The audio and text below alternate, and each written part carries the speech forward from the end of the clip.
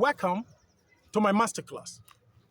Now, quickly, I want to share my thoughts with you on something I consider very pertinent or important in the developmental, process of our dear nation, Nigeria. Now, have you noticed that gradually education is being taken from the rich of the poor? That the poor people in Nigeria and in Africa can no longer afford education? You see that? Now, when you say a nation is backward or a nation is poor, part of what makes a nation poor or backward or developing or third world is the degree of importance they accrue to their educational system.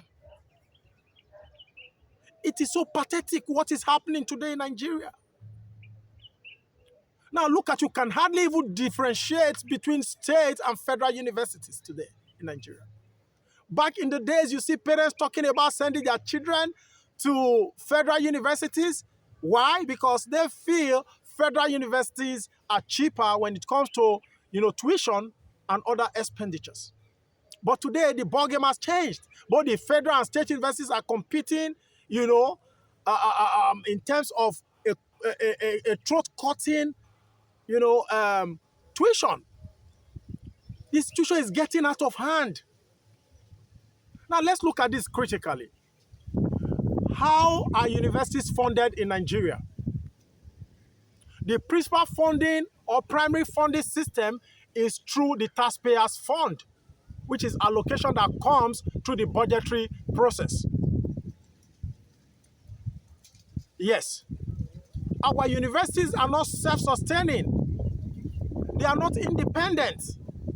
The internally generated revenue system is quite poor and nothing to write home about. I want us in this, masterclass to quickly, do a juxtaposition between universities in Nigeria and some of these advanced countries. Now, I heard a few days ago that so many of the state universities and even the federal universities, the average income earners, the poor people in Nigeria can no longer send their children to schools. I even heard recently that a vice chancellor from the Delta State University by name Professor Andy, was even, there's a video trending on social media right now where he was actually saying that, the poor who cannot afford the high tuition should go and look for money, and when they are ready, they come back to school. That is a sorry state. It's so bad. Now, let's compare this with history. I regard these people as youth of yesterday. Now, in the 60s and 70s and 80s, the leaders of today, majority of them went to school primarily based on free educational system. Free tuition, tuition free. They had fat chickens as meals. They had good modern amenities and had everything good at their disposal. They had good educational system, good curriculum, good lecturers as teachers to take after them, to look at them, to teach, to tutor them. But today, the situation is nothing to write home about. The reverse is the case. Shall we continue like this?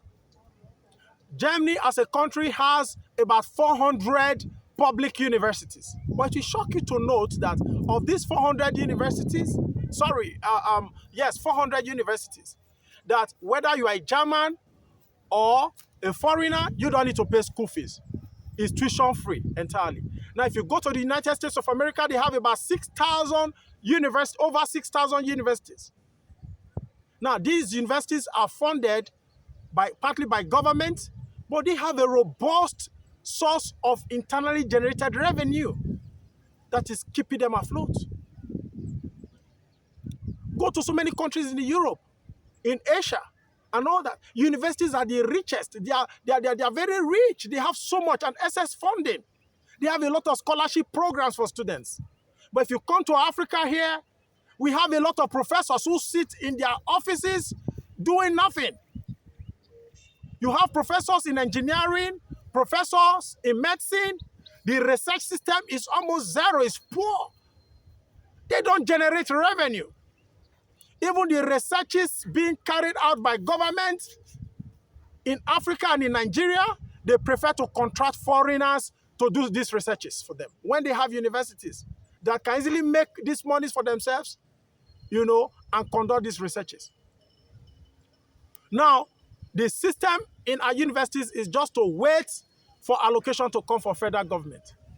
And despite these allocations that are coming, the funding is not even enough to take care of the needs of the universities.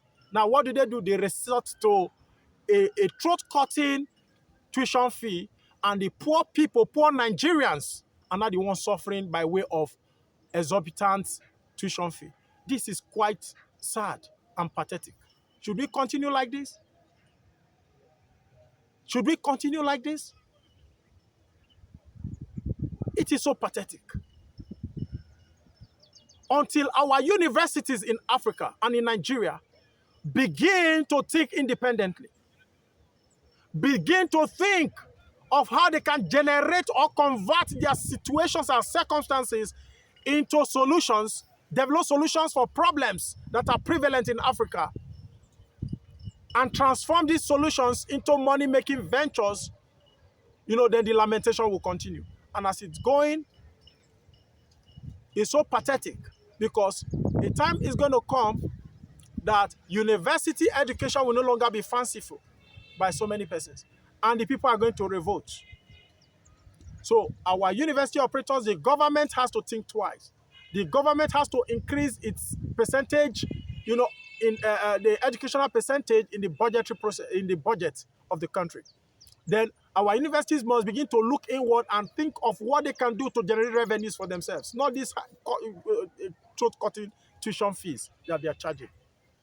Do we have scholarships in our Nigerian universities, public universities? All we think is to take and extort from the people. We don't even think of giving out or giving back to the people. Now, how would our universities be if at the end of the day, government decides to say, okay, all universities should self-sustain? That is to say, at that point, then the poor people would have been so disenfranchised educationally.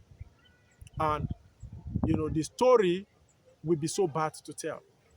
I think I want to stop here today.